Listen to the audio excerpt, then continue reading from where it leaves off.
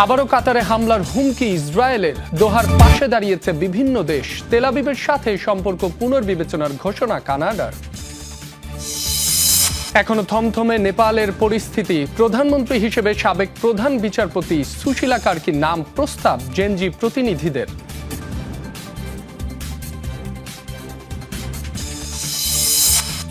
বন্দুক হামলায় ডোনাল্ড ট্রাম্পের ঘনিষ্ঠ মিত্র চার্লি কার্ক নিহত। ব্যক্তিগত অস্ত্র রাখার পক্ষে সরব ছিলেন ইসরায়েলপন্থী এই ইনফ্লুয়েন্সার।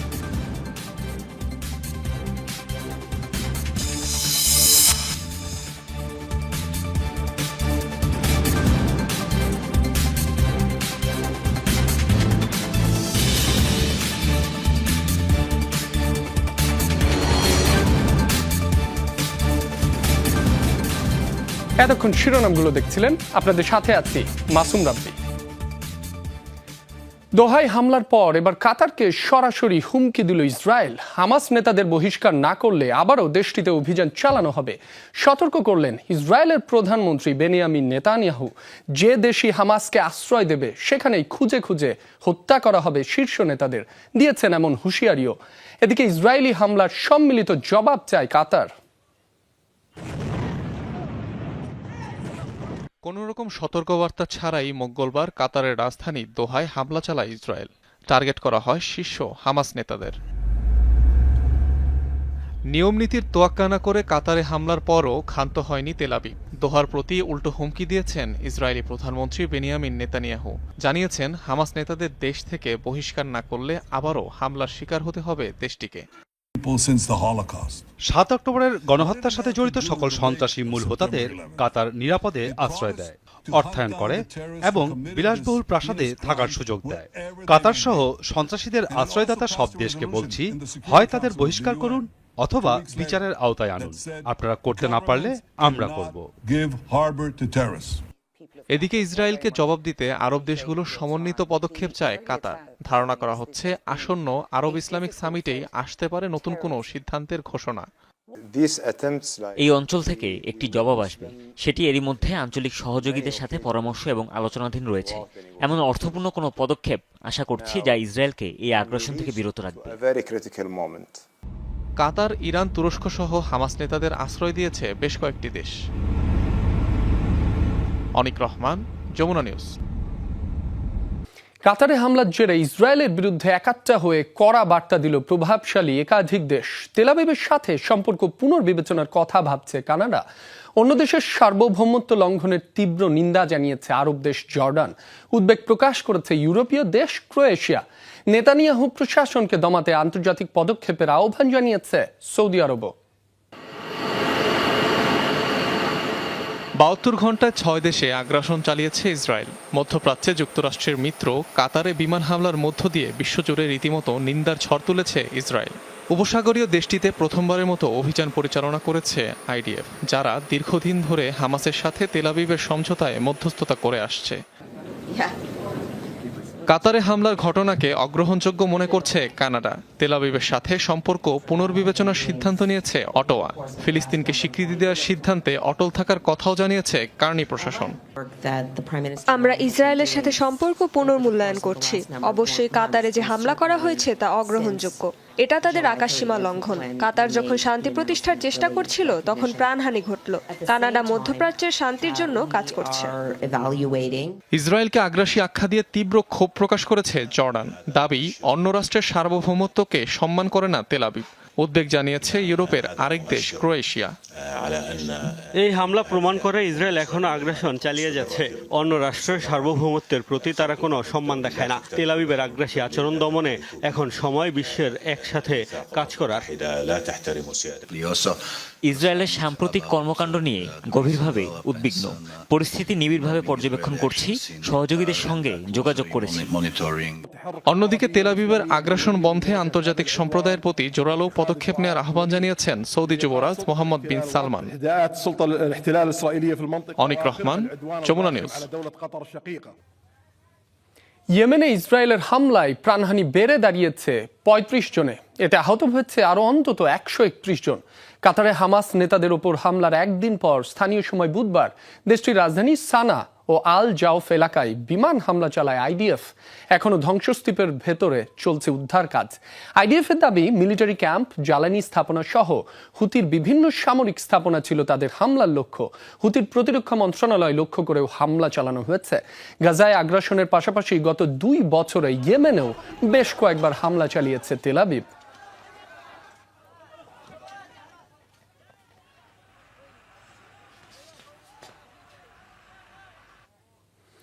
এখনো থমথমে নেপালের পরিস্থিতি। কারফিউয়ের মেয়াদ বাড়লেও শিথিল করা হয়েছে সময়সীমা। সংঘাতপূর্ণ এলাকাগুলোই বাড়ানো হয়েছে সেনা উপস্থিতি। এমন অবস্থাতেই অন্তর্বর্তী সরকার গঠনে চলছে তোড়জোড়। প্রধানমন্ত্রী হিসেবে সাবেক প্রধান বিচারপতি সুশীলা কার্কির নাম প্রস্তাব করেছে জেনজি বিক্ষোভকারীরা।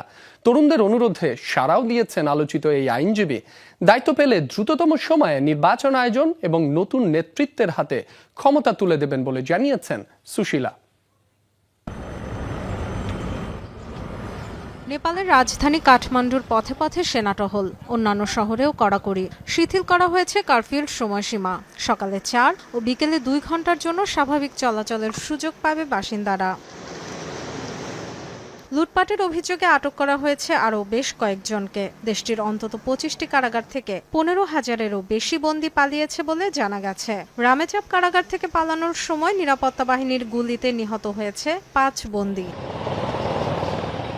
এমন পরিস্থিতিতে অন্তর্বর্তী সরকার গঠন প্রক্রিয়া শুরু করেছে সেনাবাহিনী। বুধবার সামরিক বাহিনীর হেডকোয়ার্টার্সে সেনাপ্রধানের নেতৃত্বে হয় বিশেষ আলোচনা। সন্ধ্যা থেকে টানা 6 ঘন্টা ধরে চলে ম্যারাথন বৈঠক। সেখানে নিজেদের দাবি দাওয়া তুলে ধরে জেনজি প্রতিনিধিরা। প্রধানমন্ত্রী পদের জন্য সাবেক বিচারপতি সুশীলা কার্কির নাম প্রস্তাব দিয়েছে তারা। জেনজি বিক্ষোভে হত্যাকাণ্ডের বিরুদ্ধে ব্যাপক সরব ছিলেন তিনি। নীতিবান ও নিরপেক্ষ ব্যক্তিত্বদের মধ্য থেকে সুশীলা কার্কির নাম সরকার পরিচালনার জন্য প্রস্তাব করা হয়েছে। জেনজির প্রস্তাবে সাড়াও দিয়েছেন নেপালের প্রথম নারী প্রধান বিচারপতি সুশীলা। জানিয়েছেন, দায়িত্ব পেলে সঠিক সময়ে নির্বাচন আয়োজন ও নতুন নেতৃত্বের কাছে ক্ষমতা হস্তান্তর হবে তার প্রধান লক্ষ্য। প্রতিহত করবেন অর্থের বিনিময়ে ক্ষমতা অর্জনকে। Dorothy Tasrin, Jamuna news. হেলিকপ্টারের দড়িতে ঝুলে কোনো মতে প্রাণ নিয়ে পালিয়েছিলেন নেপালের মন্ত্রী। প্রকাশিত হয়েছে এমন একটি ভিডিও, যা রীতিমতো ভাইরাল। ভিডিওতে দেখা যায় মন্ত্রীর বাড়ির ওপর উঠছে হেলিকপ্টার। সেখান থেকে ফেলা উদ্ধার স্লিং আঁকড়ে ধরে আছেন মন্ত্রী এবং তার পরিবারের সদস্যরা। এ অবস্থাতেই উড়ে যায় যানটি। বিক্ষোভ শুরুর পর থেকেই পুড়িয়ে দেওয়া হয় একাধিক মন্ত্রী এবং সরকারি কর্মকর্তাদের বাড়ি। অনেকে প্রকাশ্যে হেনস্থা ও শারীরিকভাবে লাঞ্ছিত করা হয়।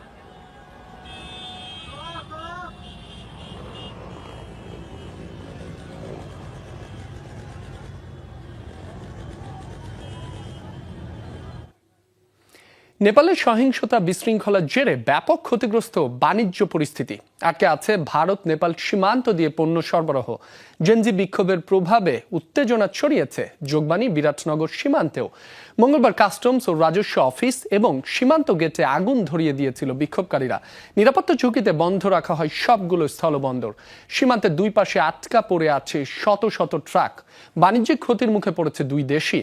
ভারতের উত্তরবঙ্গ নেপাল সীমান্ত দিয়ে দৈনিক অন্তত 500টি পণ্যবাহী ট্রাক যাতায়াত করে। গত কয়েকদিনে দৈনিক 250 থেকে 300 কোটি রুপির লোকসান হচ্ছে বলে জানিয়েছে ভারতীয় কর্তৃপক্ষ। এছাড়া নেপালে অস্থিতিশীলতার জেরে দেশটিতে সফর বাতিল করেছে শত শত পর্যটক। নেপালে বিক্ষোভের আগুনে দেশটির সাবেক প্রধানমন্ত্রীর স্ত্রীর মৃত্যু না হলেও তার শারীরিক অবস্থা গুরুতর। সংশোধিত তথ্যে এমনটি জানিয়েছে দেশটির বিভিন্ন গণমাধ্যম। মঙ্গলবার নেপালের সাবেক প্রধানমন্ত্রী বালনাথ খানালের স্ত্রী রাজলক্ষ্মী চিত্রকরের মৃত্যুর খবর জানায় দেশটির বিভিন্ন গণমাধ্যম। সেই তথ্য প্রচার করে আন্তর্জাতিক বিভিন্ন বার্তা সংস্থা এবং গণমাধ্যমও। তবে বৃহস্পতিবার সংশোধিত তথ্য জানানো হয় রাজলক্ষ্মী বেঁচে আছেন। তার শরীরের বেশিরভাগ অংশ পুড়ে যাওয়ায় তার অবস্থা আশঙ্কাজনক। 2 দিন আগে কাঠমান্ডুতে নেপালের সাবেক প্রধানমন্ত্রী ঝালনাথ খানালের বাড়িতে আগুন দেয় বিক্ষোভকারীরা। এ সময় ভেতরে আটকা পড়েন খানালের স্ত্রী রাজলক্ষ্মী চিত্রকর। বাড়ির ভেতরে থাকা অবস্থায় চিত্রকর অগ্নিদগ্ধ হন। ব্যক্তিগত অস্ত্র রাখার পক্ষে সরব মার্কিন ইনফ্লুয়েন্সার নিজেই প্রাণ হারালেন বন্দুকধারীর হামলায়। যুক্তরাষ্ট্রের ইউটা বিশ্ববিদ্যালয়ে হত্যাকাণ্ডের শিকার হন প্রেসিডেন্ট ডোনাল্ড ট্রাম্পের ঘনিষ্ঠ মিত্র চার্লি কার্ক। এক অনুষ্ঠানে বক্তব্য দেওয়ার সময় স্ত্রী ও সন্তানদের সামনেই গলায় গুলিবিদ্ধ হয়ে লুটিয়ে পড়েন তিনি। ইসরায়েলপন্থী হিসেবে পরিচিত ছিল কট্টর ডানপন্থী এই রাজনৈতিক কর্মীর। ট্রাম্পের পক্ষে ভোট আদায়ে রেখেছিলেন বিশেষ ভূমিকা। গান ভায়োলেন্সে মৃত্যু দুঃখজনক হলেও অস্ত্র রাখার অধিকারের জন্য কিছু মৃত্যুকে মেনে নিতেই হবে। 2023 সালে যুক্তরাষ্ট্রের বন্দুক আইনের পক্ষে এমন মন্তব্যই করেছিলেন মার্কিন প্রেসিডেন্ট ডোনাল্ড ট্রাম্পের ঘনিষ্ঠ মিত্র চার্লি কার্ক। এবার বন্দুক হামলায় কেড়ে নিল তার প্রাণ। বুধবার যুক্তরাষ্ট্রের ইউটা ভ্যালি বিশ্ববিদ্যালয় ক্যাম্পাসে শিক্ষার্থীদের এক অনুষ্ঠানে বক্তব্য রাখছিলেন 31 বছর বয়সী কার্ক। সে সময় তাকে লক্ষ্য করে কাছাকাছি একটি ভবনের ছাদ থেকে ছোড়া হয় গুলি। গুলিবিদ্ধ হওয়ার মাত্র কয়েক সেকেন্ড আগে যুক্তরাষ্ট্রে বন্দুক সহিংসতা নিয়ে প্রশ্ন করা হয়েছিল তাকে। কথোপকথনের এক পর্যায়ে হঠাৎ একটি গুলি এসে লাগে তার গলায়। মুহূর্তেই চেয়ার থেকে পড়ে যান কার্ক। হাসপাতালে নেয়ার পর মৃত্যু হয় তার। হত্যার ঘটনায় শুরুতে দুজন সন্দেহভাজনকে আটক করা হলেও পরে ছেড়ে দেওয়া হয় তাদের। কালো পোশাক পরিহিত একজনে হামলা চালিয়েছে বলে সন্দেহ করছে নিরাপত্তা বাহিনী। কার্ককে হত্যার ঘটনায় শোক প্রকাশ করেছেন ডেমোক্র্যাট ও রিপাবলিকান নেতাকর্মীরা। মার্কিন প্রেসিডেন্ট ডোনাল্ড ট্রাম্প ছাড়াও শোক বার্তা দিয়েছেন অনেক মার্কিন রাজনীতিবিদ।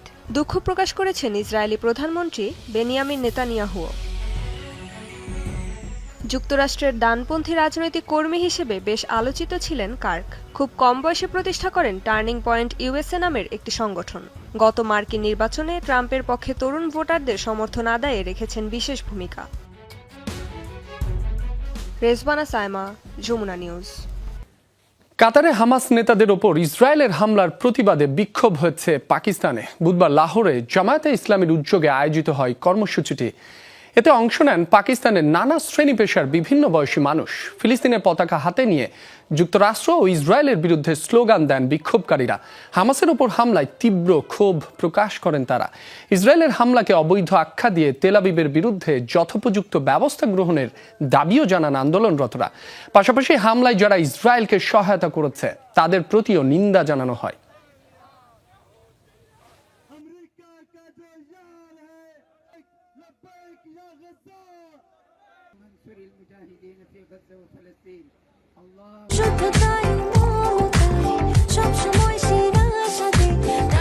প্রাণ UHT মিল্ক, শুদ্ধতায় ও মমতায় সবসময় সেরা স্বাদে। তবে কি ইউক্রেন যুদ্ধে জড়িয়ে পড়ছে নেটো? পোল্যান্ডের আকাশসীমায় রাশিয়ার ড্রোন অনুপ্রবেশের পর আলোচনায় নেটোর আর্টিকেল 5। এই ধারা অনুযায়ী সদস্য কোনো এক দেশে হামলা হলে সেটিকে জোটের সব দেশের ওপর হামলা হিসেবে বিবেচনা করবে নেটো। তবে আর্টিকেল 5 প্রয়োগের জন্য প্রয়োজন সব সদস্যের সমর্থন। বিশ্লেষকরা বলছেন পরিস্থিতি নির্ভর করছে যুক্তরাষ্ট্র ও পশ্চিমারা কি পদক্ষেপ নেবে তার ওপর। যুদ্ধের উত্তাপ ইউক্রেনের গণ্ডি পেরিয়ে পৌঁছে গেছে পোল্যান্ডেও। দেশটির আকাশসীমায় রুশ ড্রোনের অনুপ্রবেশের পর থেকে মস্কো ন্যাটো উত্তেজনা বেড়েছে। এসব সমরযান ভূপাতিতে পোলিশ বিমান বাহিনীর পাশাপাশি অংশ নিয়েছে পশ্চিমা সামরিক জোটটিও। 3.5 বছরের ইউক্রেন রাশিয়া যুদ্ধে মস্কো ও ন্যাটোর মধ্যে সরাসরি সামরিক উত্তেজনা এটি প্রথম। এখনই যুদ্ধে জড়িয়ে পড়ার শঙ্কা উড়িয়ে দিয়েছে পোল্যান্ড সরকার। তবে দেশটির প্রধানমন্ত্রীর দাবি, দ্বিতীয় বিশ্বযুদ্ধের পর যে কোনো সময়ের চেয়ে তারা এখন সংঘাতের সবচেয়ে কাছাকাছি রয়েছে। আমরা একেবারে যুদ্ধের দ্বার প্রান্তে আছি, এখনই এমনটা বলার কারণ নেই। তবে এ বিষয়ে কোনো সন্দেহ নেই যে উস্কানির সীমানা অতিক্রম করে পোল্যান্ড পর্যন্ত পৌঁছে গেছে। দ্বিতীয় বিশ্বযুদ্ধের পর আমরা এখন সংঘাতের সবচেয়ে কাছাকাছি রয়েছি। এমন পরিস্থিতিতে প্রশ্ন উঠছে, তবে কি অদূর ভবিষ্যতে রাশিয়া ইউক্রেন যুদ্ধে জড়িয়ে পড়বে ন্যাটো? আর্টিকেল 5 অনুযায়ী এক দেশের ওপর হামলাকে জোটের সব দেশের ওপর হামলা হিসেবে বিবেচনার কথা বলা হয়েছে। যদিও এখনই আর্টিকেল 5 কার্যকর করতে চায় না পোল্যান্ড। ন্যাটোর অবস্থান ও করণীয় নির্ধারণের জন্য রাজনৈতিক আলোচনা চালিয়ে নিতে 5-এর পরিবর্তে আর্টিকেল 4 কার্যকরের আবেদন জানিয়েছে দেশটি। ন্যাটো প্রতিষ্ঠার পর একবারই কার্যকর হয়েছে আর্টিকেল 5। যুক্তরাষ্ট্রে 9/11-এর হামলার পর এই ধারার আওতায় সন্ত্রাস বিরোধী অভিযানে অংশ নিয়েছিল ন্যাটো। আর্টিকেল 5 কার্যকরের জন্য প্রয়োজন সদস্য সব দেশের সমর্থন। বিশ্লেষকরা বলছেন পরিস্থিতি এখন নির্ভর করছে যুক্তরাষ্ট্র ও পোল্যান্ডের পশ্চিমা মিত্রদের সিদ্ধান্তের উপর। সম্প্রতি ইউক্রেনে রাশিয়া ব্যাপক ড্রোন হামলা এবং পোল্যান্ডের আকাশসীমা লঙ্ঘনের ঘটনা দুটো স্পষ্ট উস্কানি। এখানে দেখার বিষয় ন্যাটো, পোল্যান্ডের পশ্চিমা মিত্ররা, বিশেষ করে যুক্তরাষ্ট্র কিভাবে এই পরিস্থিতি মোকাবেলা করে। বলা হচ্ছে ন্যাটোকে পরীক্ষা করার জন্যই মূলত অনুপ্রবেশ করেছে রুশ ড্রোন। মূলত বাল্টিক অঞ্চলের সদস্যদের রক্ষায় কতটা প্রস্তুত জোট সেটি পর্যবেক্ষণের লক্ষ্য ছিল তাদের। মোস্তফা মাহমুদ, যমুনা নিউজ।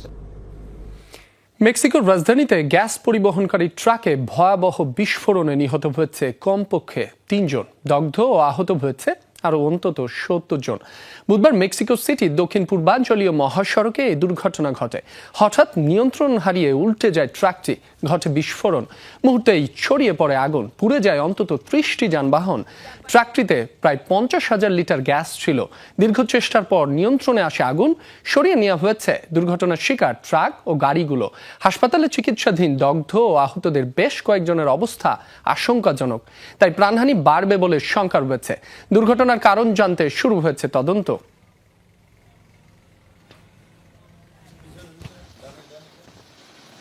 দায়িত্ব গ্রহণের প্রথম দিনেই স্টেজে দাঁড়িয়ে মাথা ঘুরে পড়ে গেলেন সুইডেনের স্বাস্থ্যমন্ত্রী এলিজাবেথ ল্যান। সামাজিক মাধ্যমে রীতিমতো ভাইরাল এর একটি ভিডিও। সেখানে দেখা যায় একটি সংবাদ সম্মেলনে স্বাভাবিকভাবেই কথা বলছেন ল্যান। হঠাৎই সামনের দিকে মুখ থুবড়ে পড়েন তিনি। তখন পোডিয়ামের সাথে মাথায় চোট পান তিনি। এ সময় সুইডেনের উপপ্রধানমন্ত্রী এবা বুশ দ্রুত তার পাশে ছুটে আসেন এবং তাকে উল্টে শুইয়ে দেন। সেখানে থাকা অন্যান্য রাজনীতিবিদ ও সাংবাদিকরাও দ্রুত এগিয়ে আসেন। পরবর্তীতে জানা যায় রক্তের শর্করার মাত্রা কমে গিয়েছিল তার। এ ঘটনার পর বাতিল করা হয় সেদিনের সংবাদ সম্মেলন।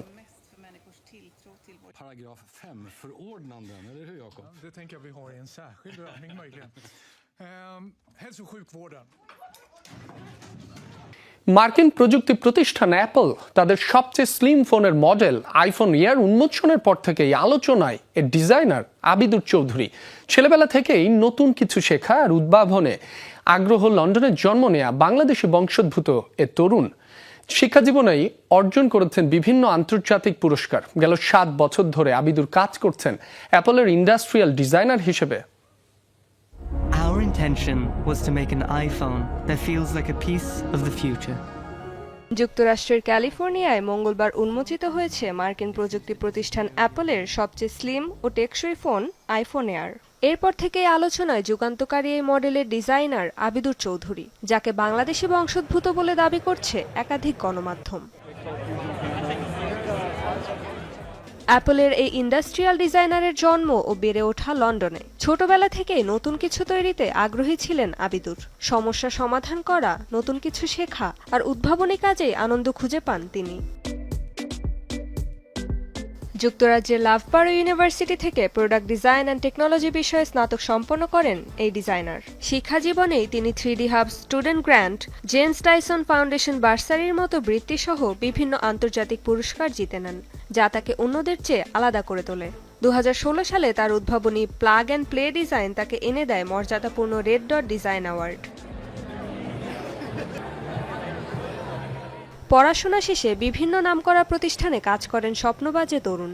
2018 সালে শুরু করেন নিজের প্রতিষ্ঠান আবিদুর চৌধুরী ডিজাইন, যেখানে বিভিন্ন স্টার্টআপ, ইনোভেটিভ কোম্পানি এবং এজেন্সির জন্য প্রোডাক্ট ও ডিজাইন স্ট্র্যাটেজি তৈরি করতেন তিনি। সবশেষে 2019 সালের জানুয়ারিতে অ্যাপলে যোগ দেন আবিদুর। প্রায় 7 বছরে অ্যাপলের একাধিক উদ্ভাবনী পণ্যের ডিজাইনে যুক্ত ছিলেন তিনি। এর মধ্যে সর্বশেষ সংযোজন iPhone air. Rezbana Saima, Jamuna news. Jamuna আইডেসকে আজ এ পর্যন্তই। এতক্ষণ যারা সাথে ছিলেন সবাইকে ধন্যবাদ।